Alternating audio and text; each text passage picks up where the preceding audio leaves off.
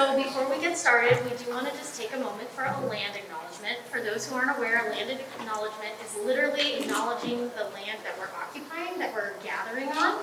And so the land that we are occupying is Tungti and Akahaman land. And we just want to thank these indigenous tribes for being stewards of the land, for being our connectors to Mother Earth, and allowing us this space to be able to gather them.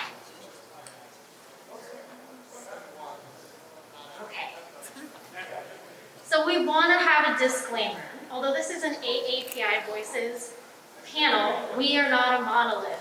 We do not represent all AAPI voices. We only represent our own voices. Remember that this community is huge, it's grand, it's global. So take what you hear from us, know that it is our voice that we're sharing, our experiences that we're sharing, and it's a grain of salt. It's a drop in the ocean of our community. My name is Ariel Landrum. I'm a marriage and family therapist. I am of Southeast Asian descent. I'm a diaspora. My father was in the military, so I grew up in a lot of lands, ending up in Kansas. So as you can imagine, I was the most diverse person in my community, and I graduated with a class of 12 people. So there are more people in this room than there were in my high school graduating class.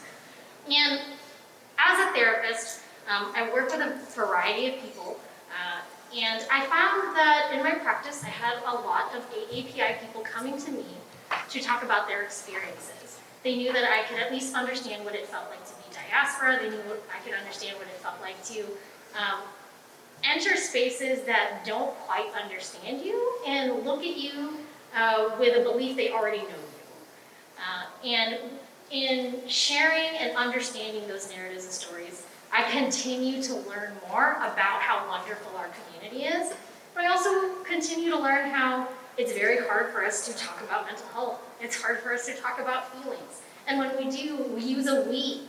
We don't use an I. And it's very interesting, that connected emotional experience, where we're saying this is something we've all experienced, but this is also something that's very hard for all of us to share.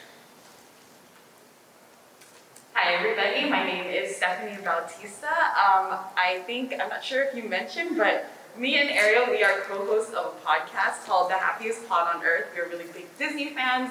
We're really super fans of a lot of different things, but the reason why we're together and we've got all of these amazing people together is to just honor and celebrate all the voices that come to the table, especially in the wake of a lot of us Asian Americans having a bigger voice in media. So I think that was worth mentioning as well. I know this is our first time really being on a panel, my first time being on a panel. I am like you all, I am a big super fan. I love coming to conventions and geeking out with each and every person, bringing community together, and I think it's really special that we get to do this once again. And on this panel, I really hope that we can amplify a lot of these voices that are slowly but steadily being heard. But aside from that, I am an educator. I used to teach in the public school system, but now I'm a program manager for the public charter school that I work for. So I work with a lot of after-school programming, a lot of sports, a lot of just extracurriculars, things that made me excited about school, because during the school day, I wasn't that typical A student, so I was always looking for different ways to engage myself in school and with my fellow peers. I am Filipina. I identify with she, her, hers. I'm born and raised here in Los Angeles, California, and really, I am just a lover and appreciator of so many artists out there. I'm so excited to hear all of the voices here and to really use our podcast and our platform here as a way to elevate all of those wonderful things that you all are doing. So I'm so happy everyone's here, and I'm excited to have an awesome discussion with you all. Thank you. Hi, I'm Trung Nguyen. I use he, him, and they, them pronouns. I'm a cartoonist and an author. I used to work in the nonprofit sector in pediatric therapy, and I recently switched over to being a full-time graphic novelist. So I am very excited to be able to participate in this conversation. I don't get to spend a lot of time in creative spaces with other Asian American creators that are not of my own making, so this is very exciting for me, and I hope that you enjoy our discussion. Sorry about that. Hey guys, my name is Nazal. By trade, I work on visual effects projects from Gotham to Lucifer to Agents of S.H.I.E.L.D. to Westworld to Swamp Thing to a lot of other things. But as of most recently, I founded, I guess, in a way, our first Filipino-American comics company that focuses on telling Filipino-American stories in genuine ways that represent who we are today in a diverse, multicultural setting that does take place here, that tells everyone and affirms that we are part of this fabulous society. Oh, Hi, I'm Leo Partible, and I am a filmmaker, comic book creator, a writer-artist, singer-songwriter. I was actually signed to a label at one point. I was a film executive, I'm an actor, and I worked in animation as well too. One of my goals for this, for me personally, is to actually elevate not just Asian Americans or Filipino Americans, but also, I mean, for me as an Asian male, we're actually on the lowest of the hierarchy of BIPOC in Hollywood. So we're generally overlooked, and also we're most likely going to be sidelined. And so my big thing is to create stories that elevate people like me and Asian males to, I guess, more to the forefront of our white counterparts. Sorry, I kept talking, and I'm like, wait, I'm losing myself. Hi everyone, my name is Lorran Garrison. I am a school psychologist in the public school system. I use Geek Therapy, Geek Narrative, gaming, anything to help my kids, especially in the educationally related mental health service arena. So what a school psychologist does is that I assess kids who qualify or not qualify for special education in the school setting. So some of the questions that I ask when I assess the kids are, do these students have typical IQs, typical cognition, do they behave within the norm, what's expected of children of their age, and are they developmentally appropriate? Now, I'm coming through this also in a trauma-informed lens, as I grew up on the island of Guam, so I represent the Pacific Island diaspora, but see, my family are Vietnamese American, Vietnamese American that came over during World War II. Vietnam War as road people. And then my father, who raised me, is African American, and he fought during World War II. So I skipped ahead there. But I found out later in my life that my biological dad, about my biological dad. So I grew up believing that my father, who raised me, was my biological dad. So I have like a whole mixture of a background. Of course, I wanted to know about myself, and that's how I got into psychology, right? So what I'm here to represent today is not only Pacific Islander, Filipino, Vietnamese, Black family, whole mixture of things, but I'm also here to represent neurodiversity. What does neurodiversity mean? Neurodiversity was coined by a sociologist named Judy Singer in 1999. Basically, what it really meant was that neurodiversity can be broken down, diversity, right, to be diverse. So neurotypical basically means is a descriptor that refers to someone who has brain functions, behaviors, or processing considered standard or typical. Neurodiversity can be broken down by neurotypical and neurodivergent. What does neurodivergent mean? Neurodivergent means, also coined by Judy Singer, means people who neurodivergent was originally used to refer specifically to people who have autism, but now the term has broadened to signify other things. So it refers to any structure, neurodivergent now refers to any structured, consistent way that the brains work differently from a group of people that the majority of others. However, you're hearing it here, in WonderCon first, that I'm taking away that divergence because I don't want to see other divergence separates. I'm using the word with the inspiration of Loki of neurovariant. So variant is more of an inclusive word for me. So it's tending to replace, variant is similar, but we're not other, it's more inclusive of the word. That's my truth. So thank you very much. So as you can see, our panel is diverse within our community. Comes from a line of powerful Philippine gods and goddesses. And to a lot of people, that's like, oh, that's such a strange idea. It's like, why? Just because, immigration itself is such a normalized thing these days. We all come from somewhere, unless, you're some of you that were born in California. I was certainly not one of them. Being able to see that on paper, on page, on the film, on screen is powerful because everybody is looking for a way to see themselves in those stories, and slowly but surely it's coming to the forefront, just as we all do. And I'd love to hear more about Big Fish. That's the name of your comic book, is that correct? Sure. I don't want to overlook you. Yeah, no, I made a graphic novel called The Magic Fish. Magic Fish, That's specifically about how a Vietnamese American family navigates queerness across language and culture. I think, within the context of this question, how have AAPI voices influenced pop culture? I think a lot of times the discussions that we have about casting decisions and about Hollywood and about a lot of American institutions, we tend to glom a lot of mainland Asian influences into the ways that we consume media.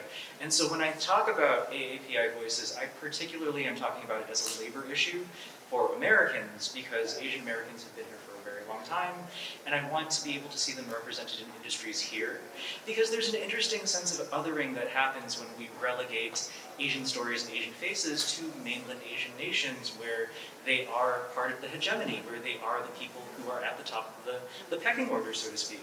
And so being able to have panels like this to refocus on diasporic Asian identities and for Asian people who are working within entertainment here in the States is just really brilliant. And I think a lot of what I have discovered about Asians in entertainment is that we've always kind of been here working behind the scenes, but it is significant for us to be able to show up on screen nowadays, to have stories about diaspora, to have people who are participating in the industry in a visible way. And so it's sort of this kind of interesting shift where we've taken we've sort of moved away from considering kind of Asian as this very, as a sort of a shallow aesthetic thing, and really focused on the voices of the people who live here and whose experiences shape the narratives that we want to put forth. In what ways have these influences inspired you or your work?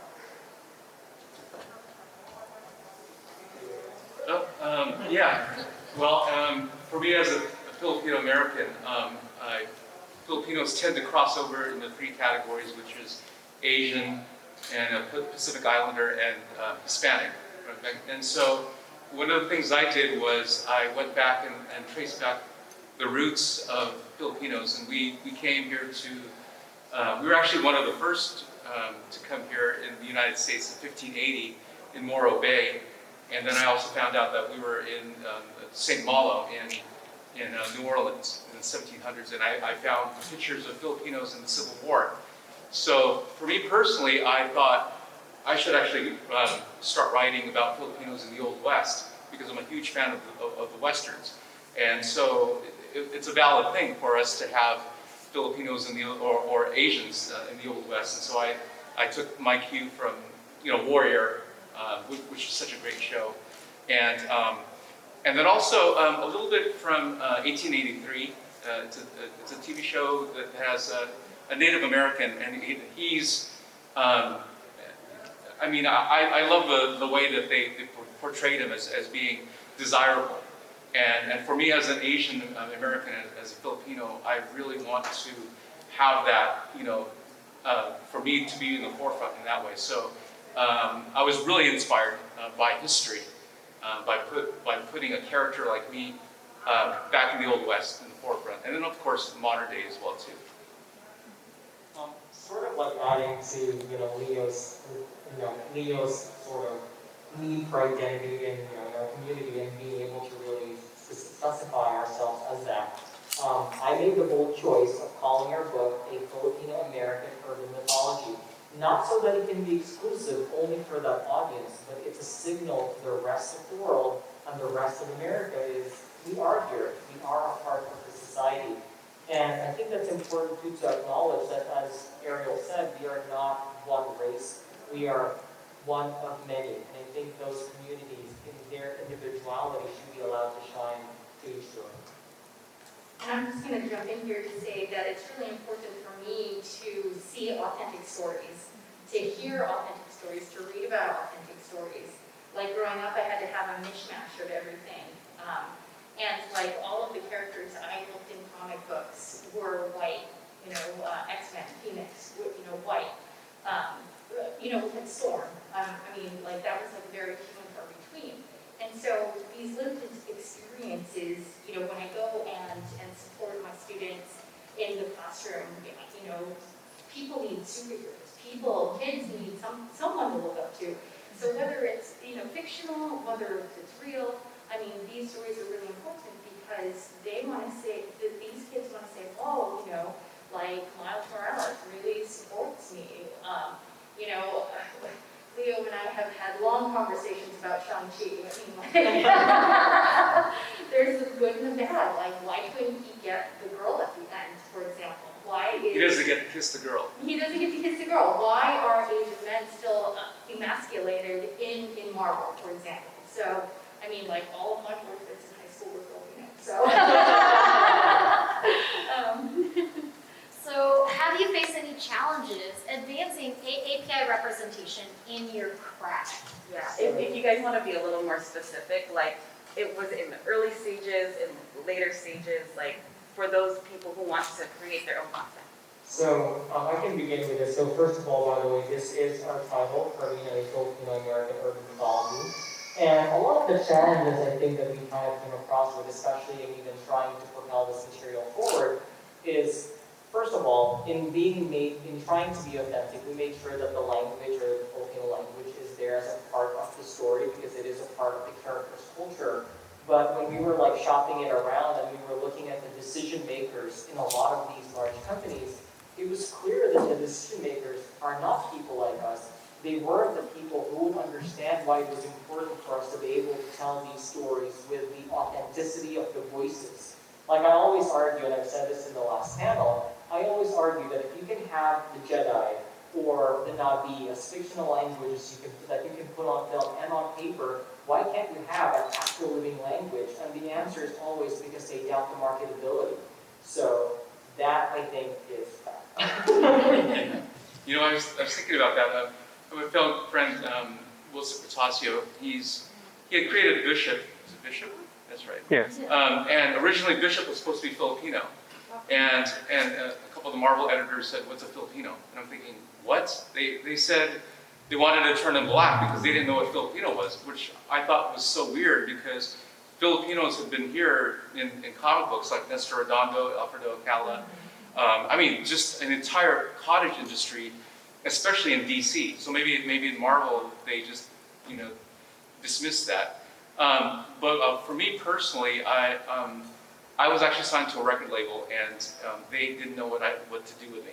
Like literally, I was a Asian rocker, I guess. So they wanted to put it together EDM, and generally Prince. That's what I wanted to do. And so I had no place, and so I ended up. So the last few years, I've been working on my rock and roll movie, which was inspired originally by it was me and my wife. My wife was. She was actually white. She was white. She passed away last year with cancer. But she was a publicist in the music industry and the film industry. And so it was a lot of some of the things that we went through. But I wanted to do my own film musical and put somebody like me in the forefront. So we see a lot of Asian women, a lot of Filipino women in music, but we don't, just a very few in terms of Asian men. So for me personally, I was actually signed to a record label, and they didn't know what to do with me. Like literally, I was a Asian rocker, I guess. So they wanted to put it together EDM, and I mean generally Prince. That's what I wanted to do. And so I had no place, and so I ended up. So the last few years, I've been working on my rock and roll movie, which was inspired originally by it was me and my wife. My wife was she was actually white. She was white. She passed away last year with cancer, but she was a publicist in the music industry and the film industry, and so it was a lot of our some of the things that we went through. But I wanted to do my own film musical and and put somebody like me in the forefront. So we see a lot of Asian women, a lot of Filipino women in music, but we don't, just a very few in terms of Asian men. So I think for me personally as a therapist, we have to do these things called continuing education, where we have to continue education. And one of them has to be on cultural awareness or competency. And I would say it wasn't until the past maybe 4 years that I would take one on AAPI, and all of the information came from an East Asian lens, and it was usually like, just make sure you're respectful to their family there, and make sure you know about Lunar New Year. And that was like it. It was always very insulting, and I would be the only person that was AAPI in the room, because the people who were trying to learn were people who weren't AAPI, and the people who were teaching it weren't AAPI.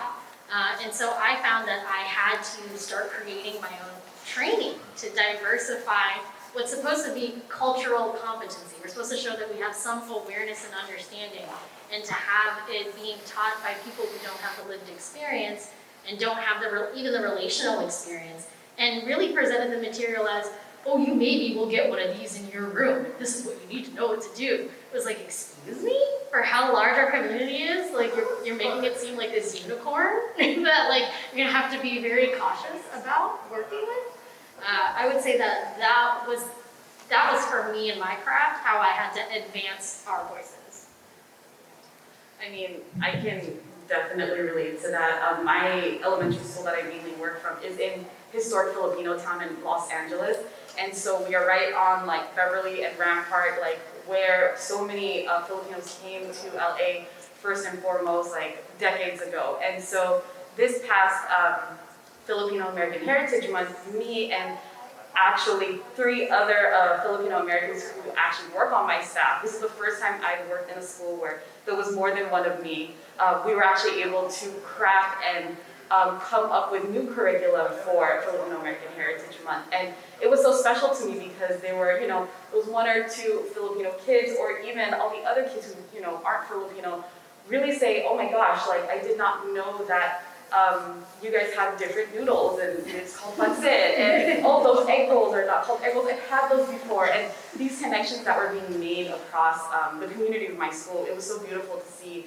And I don't know why in growing up that I never saw that, and I always just kind of had to like take a back seat and say, oh, I'm Filipino, but I mean, it's too much to explain.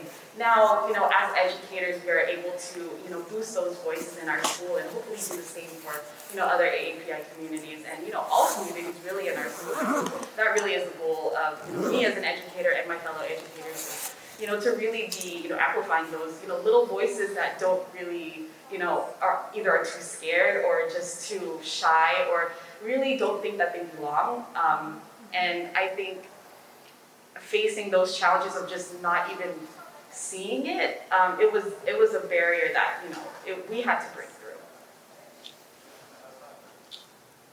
How can we continue to uplift AAPI voices in media and pop culture? I think honestly, it's like continuing to tell the stories in their most genuine form, and really trying to fight for showcasing more than just one aspect of the story. I've always said, to become a part of the mainstream, it doesn't take one project. It takes multiple projects over time And so people build that association of relevance, and it's something that they just didn't see once, it's something they've seen over and over again, and build an identification in that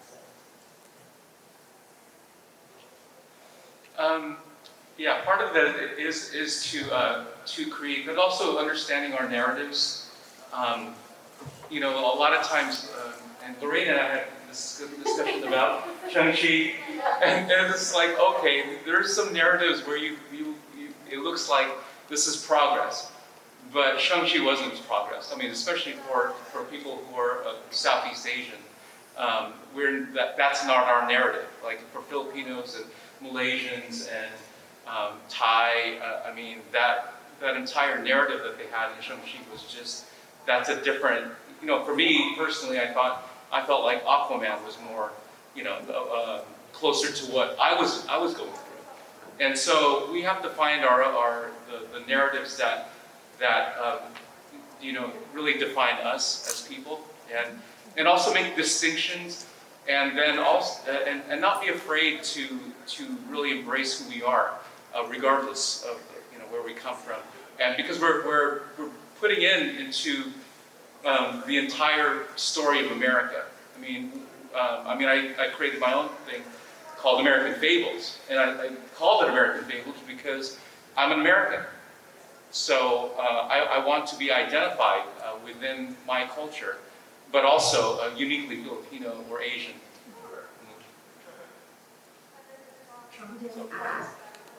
Sure. So I think my perspective is a little bit different because I'm not particularly interested in Asian Americans becoming a part of the mainstream, whatever that means, because I think a lot of the discussions that we have about mainstreaming Asian Americans in sort of a media way ends up in this sort of strange double bind where we want to be able to represent, but we also want a seat at the table in terms of who is in power. And that's not always the goal that I come to things with, but I think my sense of how to uplift other AAPI voices is like, I'm Southeast Asian, I don't see myself represented very well, but like I don't think that Asian American creators have a special responsibility to get everything about ourselves exactly right. A lot of us are products of diaspora, which means that we feel like sometimes we don't have access to what is the most authentic of our culture, and we kind of have to understand that the experience that we have right here, being exactly where we are, is authentic enough to tell. And so I think that the way that I think about media is always in this very yes and sort of way. I don't need an Asian American creator to get things exactly right. You don't have a special responsibility to get everything like encyclopedically correct. I'm going to support you. I want to yes and this. If there is something about it that doesn't hit me in exactly the correct way in terms of my own experiences, that's really great because that means that that moment has crafted more room for other Asian American stories to be told. So whatever it is that you're telling, it can be messy and it can be weird, or it can be, you know, self-exploratory. It can be whatever it is that you want. You don't have a special responsibility to educate white people about who you are. Like, you can just be messy. You can just tell the story that you want to tell.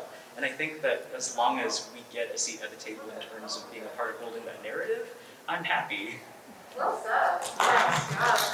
I really isn't that such a like Asian thing to want to be like correct and like get that A, get it right the first time? And I think that's something that I needed to unlearn myself and speak for myself, that it's okay to make mistakes. And I tell my kids this. I mean, if anyone's an educator, you tell your kids it's okay to make mistakes, but then in sometimes you don't allow yourself to make mistakes. And I think just putting your foot out there, just putting your voice out there is enough, because you know you are who you are at that time, and you don't know what you don't know. So you know you wouldn't know what you don't know until you try and put yourself out there. And I really think that that's important. Yeah, and also adding to that, I want to say thank you so much, Trung, for saying that, because I think what tends to happen too is I'm not just talking about from a peer perspective, but even from the perspective within our culture. For instance, for us, we were asked, like, how are you going to make sure that this is an accurate representation of the culture that we were referencing? And I said, well, it's not, because it is our experience, and it is fictional for one, so therefore we have the creative license to be able to tell it from our perspective whether that's wrong and right in your eyes is not necessarily the experience that we have, nor should we care for and or be apologetic for that, because it is based on our story and our experience.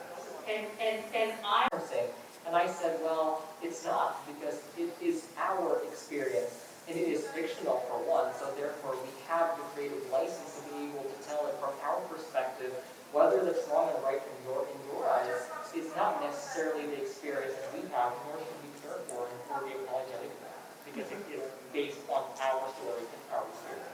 and I'm from Guam. I've got Pacific Islander. I got Filipino. I have my Black family that raised me, my Vietnamese family that raised me. Like, I'm a hot mess, y'all.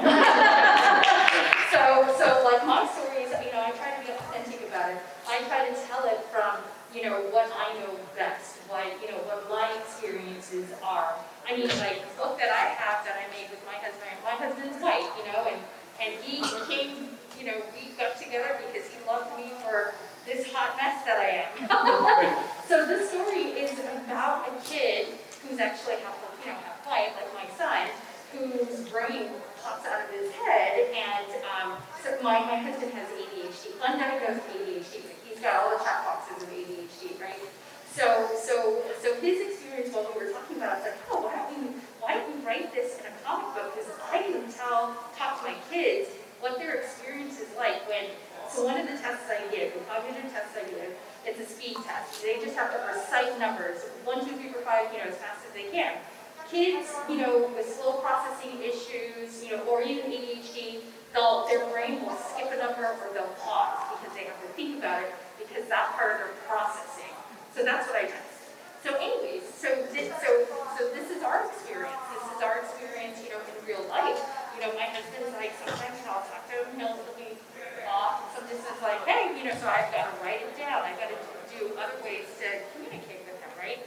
So yes, what I love about all these creators here on this table is that even with the Happiest Podcast on Earth, these are authentic stories that are interesting and real and heartfelt. And that's what's interesting to me as a reader, as a writer. I appreciate it.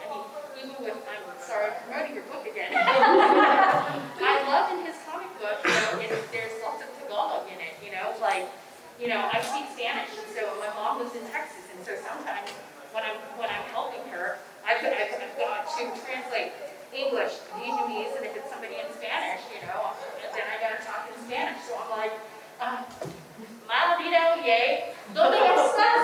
Aquí? No, she's trying to figure out where you're going. I'm like, oh my gosh, So it's not a monolith, as Ariel was saying. Thank you. Finally, where can we find more media with AAPI representation? I don't know why speaking of mistakes. Represent 10. I think in today's world, you don't have to look far to look for it. Especially in today's age, we're fairly lucky that it's out there and that we're braver in so many respects, whether it's Netflix or Amazon, you see it. But also, I'd encourage you guys to look for not the most popular ones just yet, things that are just emerging, because you showing that there's value in those stories tells the stakeholders there's value in those stories. So just being a fan, just following them, just being able to look at all of the work of these amazing creators to make sure you follow them is, I do believe, extremely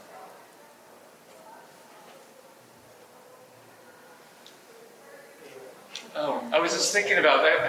I have all these thoughts, so that I have to. The problem is that I have to rein myself in. So otherwise I'm going to go all over the place.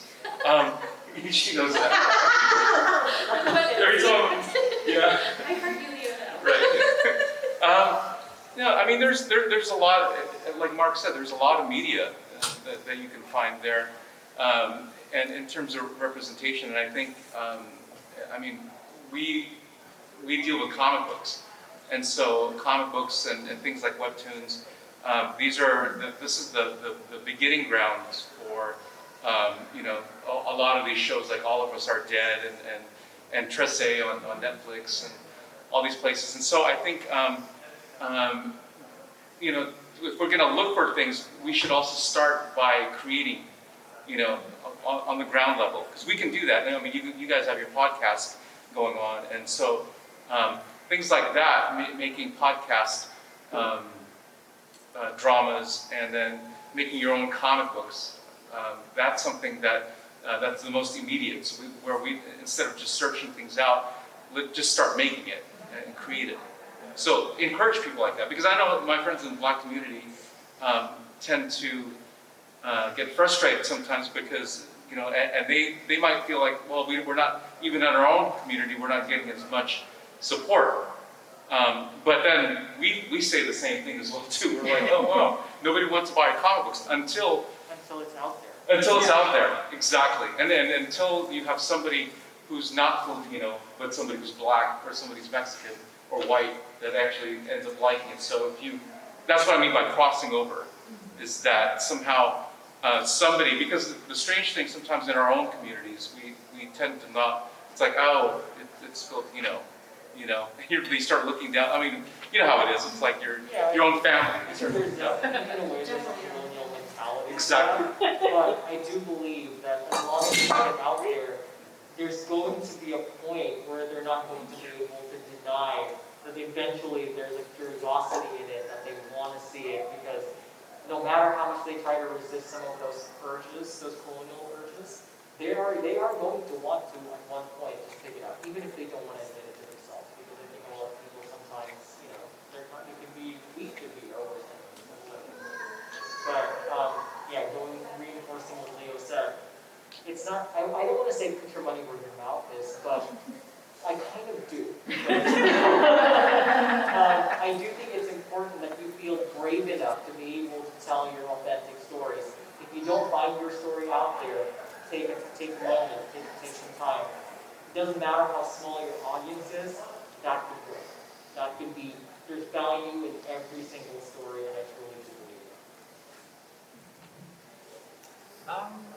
Yeah, I mean, I think the most broad advice that I have for people about finding AAPI stories is even broader than that. I think people should get comfortable finding and supporting small art. Like, I think a lot of the emphasis that we like to place on, and this isn't like an either-or sort of situation, you should definitely support having more Asian American creators spearheading very large projects in corporate spaces. Like, that's really wonderful. It's great to be able to have that kind of reach. But consuming small art can be really wonderful too, because you get to see things that people don't appreciate. Like, I think one of the things that really helps me feel invigorated to tell more Vietnamese American stories is to explore art that doesn't get really a lot of attention outside of small community spaces or homes.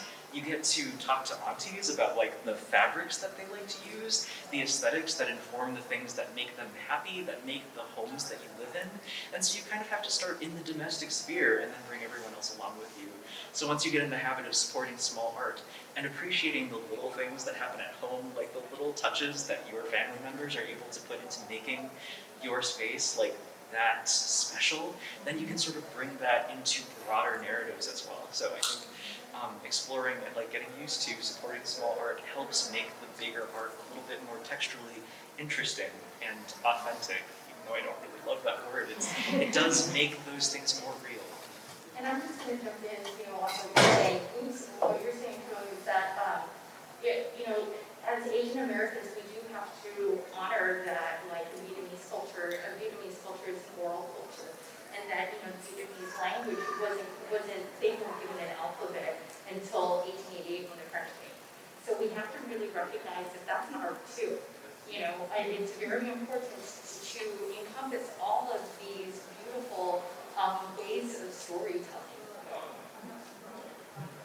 And I think just to jump in really quick, as a super fan and somebody who isn't creating these wonderful things as of yet, the idea of reaching forward and reaching back, like you said, just looking throughout history, learning more about your history, talking to your aunties, your grandmas, and all your family members about what they love and what inspires them, what they love to create and do, but also going to things like Artist Alley at these conventions and finding people who represent their communities, whether it be Filipino, Vietnamese, Thai, anybody really, and just giving them props.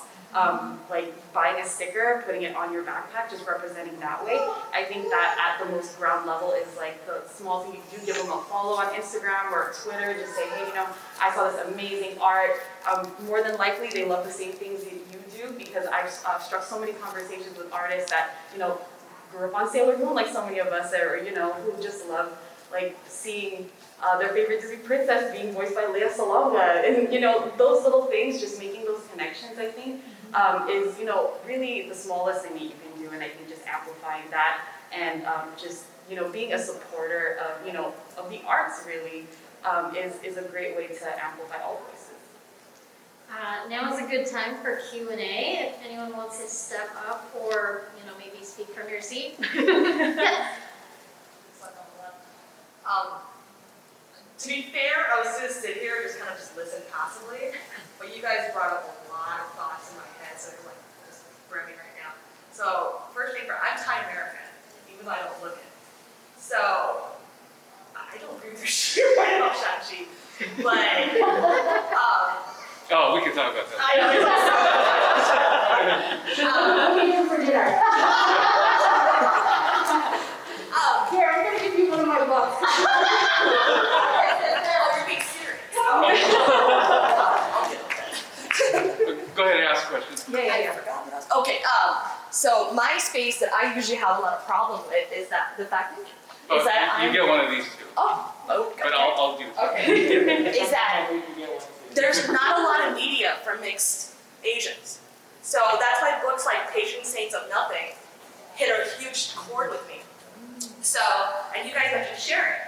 So I wanted to share with you guys was the Asia Pacific Film Festival. Last year there was a bunch of Filipino creators. And in fact, Lumpia with a Vengeance is playing tomorrow. Yeah. Right. So it's hilarious. So with that said, is there something that you guys can share that you wish more people knew about